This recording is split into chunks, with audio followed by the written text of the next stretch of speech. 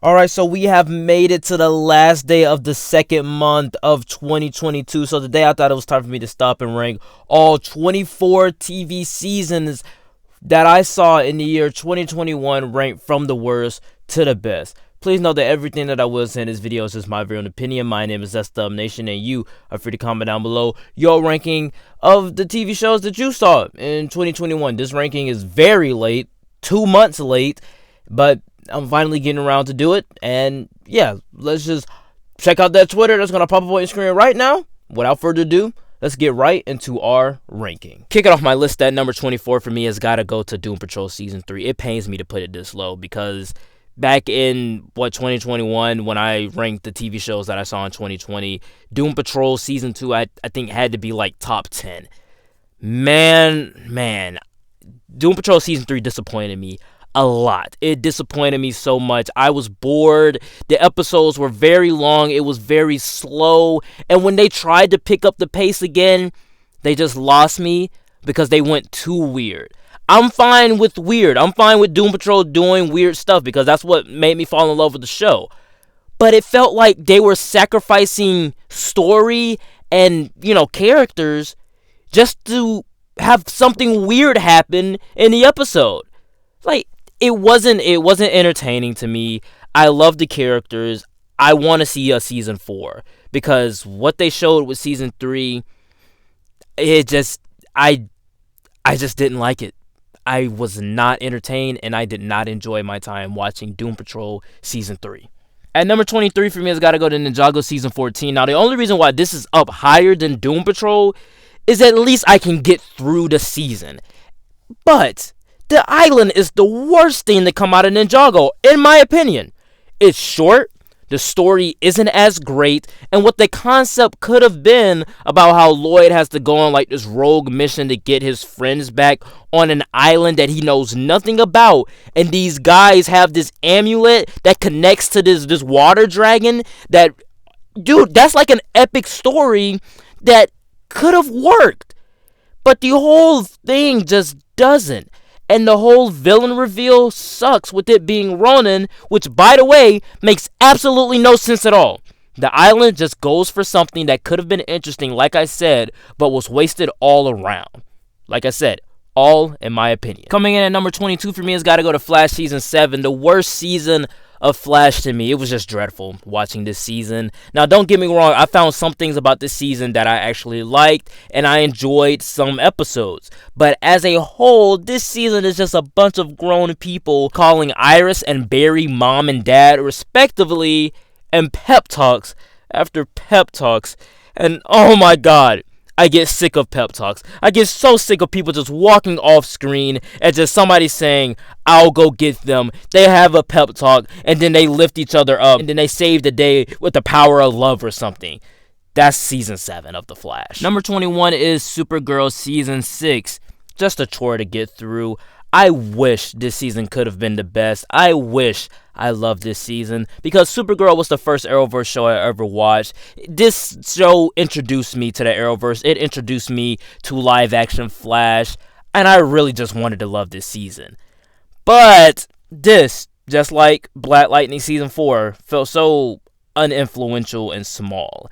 It felt like it didn't know what it wanted to be, and when the finale came around, it felt like it was trying to battle for what it wanted to be versus what it was. It wanted to be a nice send-off to Kara, making Kara believe that, well, she just wants to leave the Supergirl mantle behind, but they didn't do the work to get to that moment. They didn't do the work to get to that payoff moment. Maybe the entire season could have been leading up to that moment, but they just couldn't do it. All in all, Supergirl Season 6 was a disappointment. Kicking off the top 20 list for me has got to go to DC Legends of Tomorrow Season 6. I mean, it's alright. It's enjoyable in some parts. Some episodes are actually pretty fun. But some things didn't work. The aliens, that could have been a very fun plot, a very interesting plot. I feel like they kind of wasted it a little bit there, but Sarah and Ava do get married. That's pretty cool. And I think like the interesting concept of having the aliens, That's cool to me. That's interesting, and that's what's keeping the show fresh. And each season, they kind of find some way to keep the show fresh, adding in aliens, time-traveling alien, that keep the show fresh. It wasn't a disappointment, but it is on the lower half of my list. Number 19 is M.O.D.O.K. Season 1. I think we're going to have a Season 2. I don't know. The way the show ended off, it was a cliffhanger. But, I mean, I was excited for M.O.D.O.K. I thought it looked pretty entertaining. From the trailer, it looked pretty entertaining. Patton Oswalt as the voice of M.O.D.O.K. seemed pretty fun. I think the idea of M.O.D.O.K. seems pretty fun, with him being like, you know, this business guy and everything, and like, okay, his business is now going bankrupt and out of money and stuff. Like, I think all of the concepts and the interesting ideas that they had was great. I don't think they executed it that well. But I could have forgiven all of that, because since this is a comedy series, I could have forgiven all of that if the show made me laugh. It did not get a single chuckle out of me. It wasn't funny. And that was the biggest disappointment to me. The fact that this show just wasn't funny. Especially with Patton Oswalt doing the voice. And number 7 for me has got to go to Hawkeye. Man. I was really excited for Hawkeye. I think the character of Hawkeye lends himself well to a TV show. But I think by his nature, he's a side character. So him and Black Widow should have a TV show, right? Well, wrong, because they gave him his own TV show and they gave her a movie. But I think this could have been a great way to show some street-level action, some great Hawkeye stuff with, you know, his Ronin persona mixed in there with him trying to get rid of that, but also everything that he did as Ronin throughout those 5 years just come back to haunt him. That could have been cool, but it turned out to be the Kate Bishop show, and we didn't even get a clear sense of the plot until before the finale. So Hawkeye just spent most of his episodes just slightly writing in some great Hawkeye stuff, but then mostly keeping the show about Kate Bishop. Coming in at number 17 for me has got to go to Black Lightning Season 4. The last season of Black Lightning was fine. It didn't feel important, nor like the final season, due to the last episode being very rushed, in my opinion. Storylines are set up knowing they won't be paid off later, and the week-to-week watching isn't the greatest, and also some aspects about the season is very boring, how, you know, some Black Lightning is, but as a binge-watch season, it's pretty good. But I'm never rewatching this season again, especially because of that, you know, that Jasmine, quote-unquote, recast. Her character inside of this season was just a negative. At number 16 has got to go to FBOY Island. I watched this with a podcast buddy, and yeah, I mean, I'm not embarrassed that I watched it, but the fact that I had to put it on this list is, you know, it's embarrassing. But yeah, we made fun of the entire thing as we watched it. The women in, you know, this show they're beautiful, they're fine. And the premise is dumb, and even the storyline in there with the actual separation of the nice guys and F-boys, that all of that is pretty dumb. I don't recommend this show, but for me, I had an enjoyable experience because at least I watched it with a friend. Kicking off my top 15 list for me has got to go to On My Block Season 4, the last and final season of this series on Netflix. I've been following this show since Season 2, but I really didn't enjoy this season that much. It came out at a time where I was, you know, watching a lot of movies, and it didn't make that big of a splash, so I really didn't have to review it, but I really wanted a great send-off to this show. And what I got was okay, I'm fine with it, but the whole season in and of itself just felt a little bit small and inconsequential to me. And at the end of the day, it's still a great coming-of-age show, but this season probably is the worst of the series. At number 14 for me has got to go to Batwoman Season 2. I am a big fan of Batman, and Batwoman Season 1 to me was very entertaining. Season 2 improves on Season 1 by doubling down on what worked and taking out what didn't. The first season put a bad taste in a lot of people's mouths from the over-reliance on forcing the feminist prospect, or what the writers thought feminism was, and LGBTQIA rights to the forefront, while everything else took a back seat. Season 1 was alright to me, But season 2 is just much better. More action, better development for the characters like Alice, and introducing Ryan Wilder to give a little bit more energy to the show, which just made the product a whole lot better. And I can confirm season 3 improves on season 2. And number 13 for me has got to go to High School Musical, the series, season 2. I am a theater kid, so I love the fact that this is a real depiction of theater kids and how dramatic they are when it comes to, well, anything. The season wasn't as great as the first, in my opinion, and while scenarios are a bit contrived and coincidental, I'd be lying if I didn't find this season and its cast charming. Number 12 for me has got to go to Falcon and the Winter Soldier. Now, I hated Carly. I just hated whatever she stood for. I hated her character in general. But other than that, I think what this show stood for, and for me at least, was really great and profound. It was what I expected the show to be. A nice buddy cop show with Sam and Bucky with lots of references to Captain America. But I really never anticipated the racial themes and just the high quality action of the show, but also the fact that they focus more on the characters of Sam and Bucky. We get to see Sam's family. We get to visit more of Bucky's psychological pain. I think all of that was great, and again, was a departure from the MCU. Now, was this a safe bet? Yes, but I really think that from this to WandaVision, very different shows. 11 is Stargirl Season 2, another charming season of this small, old-fashioned American show. Stargirl consistently decides to be a sleeper hit with its fun, lively characters, bright, hopeful tone, and small-town stakes. Season 2 decides to go bigger, and I think better than Season 1 for me. It was one of the best Arrowverse seasons of 2021. All thanks to Brec Bassinger as Stargirl, as Courtney Whitmore. I just love her in this series. Kicking off the top 10 list for me has got to go to What If Season 1, a greatly animated show that boasts a fantastic premise that gets your imagination flowing. This series didn't have perfect episodes, and each episode wasn't good, but I think with this great animation, imaginative writing and storytelling, and their choice of stories to use, this series worked for me and had me entertained. Let's not forget the voice cast coming back to reprise their respective roles just gave this series the gravitas feel. Number 9 is Too Hot to Handle Season 2. Yeah, I watch stuff like this, so what? I can't move away from the superhero stuff. I want to watch some dating shows.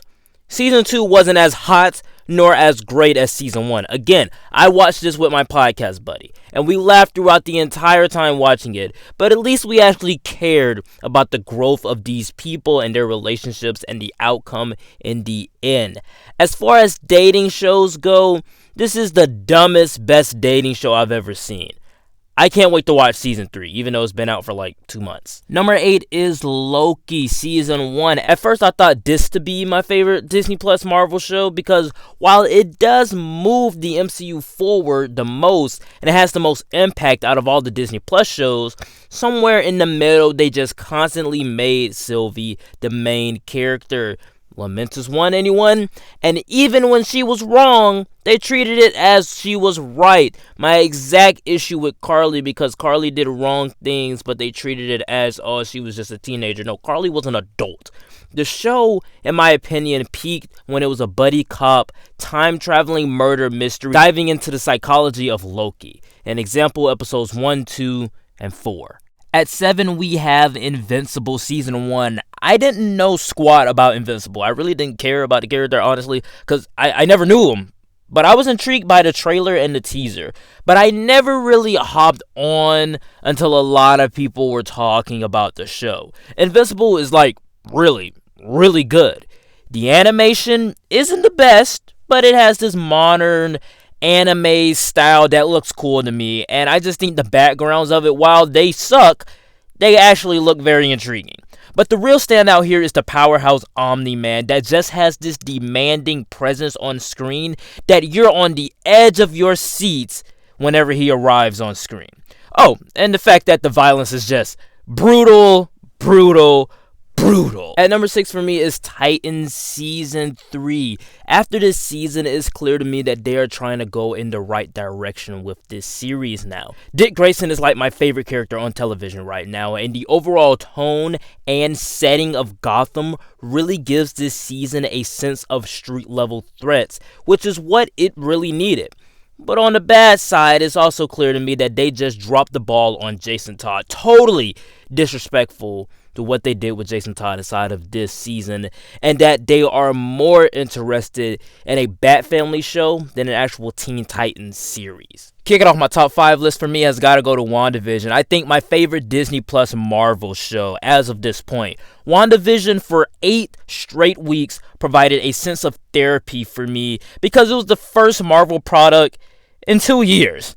Now, Wanda's grief and tragedy put on display offered something new and fresh to the MCU. I loved the sitcoms going through the years. I loved all of that. And also the mystery of Westview and what's really going on inside of that hex. And I really hope that we can get back to some sort of that freshness in the MCU. Besides the no consequences part with, Monica saying they'll never understand what Wanda did for the townspeople, even though she held them captive for months against their will. They wasn't even able to see their children. WandaVision was a pretty great series. At number 4, we have Close Enough Season 2. Not much to say about this season except the fact that I love this show. I love the animation. I love the characters. Back in 2020, I watched the first season. I really loved it. Back in 2017, I saw the first trailer to the first season. Really loved it. Couldn't wait for the season. It did not come, but it came in 2020. Background knowledge, but like I said, I love the characters and just the overall theme of family, and that it's more than just blood. To some, it could be a little bit like regular show, but that's just because it basically is that show, just with humans, and just a little bit more mature and for the adult audience. Kicking off the top 3 list for me, it's got to go to the Friends reunion. Now, this is not a TV show, it was a TV special. I love the show Friends, though. Now, before, I have never seen Friends, so before this reunion came out, I saw every episode, and just the fun of seeing them back together again, older and more grizzled. Now, that's fun. The cast just clicks together. They just fit together so well. So while it's just a trip down memory lane, the impact of having that reunion happen was just magical enough for a fan of Friends like me. My runner-up at number 2 for me has got to go to Superman and Lois Season 1. As a Superman fan, I love this show. It took a Superman that many people hated and gave him kind of the Man of Steel treatment by going more grounded and more relatable while also keeping this theme of hope. And thanks to Man of Steel, and especially this show, Superman, to me, is that guy. He's in my top 10 favorite superheroes. Season 1 goes a little slow once the hiatuses hit, but again, a great relatable family drama that put the other CW shows to shame. But coming in at my number 1, surprisingly, is Ninjago Season 15, Seabound. One of the greatest Ninjago seasons ever created, and the best Ninjago season that Wild Brain produced. Now, from a story level, it's huge, and where location hopping and multiple players are getting involved. The wasted plot from Season 14, The Island, was also incorporated into this season by using the island characters. The season also gives us some great emotional moments for Nia, and made me love Nia again. And that proves that Wild Brain seasons are capable of making Ninjago seasons up to par with seasons 1 through 10. This is why Ninjago Season 15 has to come in at number 1. Alright guys, that is it for the ranking. Please know that everything that I did say in this video was just my very own opinion. My list was certainly not the right list. It was just my list, quite literally. And you are free to comment down below what TV shows did you see in the year 2021, ranked from the worst to the best just like me, or you could just do your favorite. Also, please don't forget to check out that video up above that has the 2021 movies that I saw in the year 2021, ranked from the worst to the best. Go over there and check out that video. Please don't forget to check out that Twitter that's going to pop up on the screen right now. And with that being said, guys, like, comment, and subscribe, and I will see you all next time. Peace.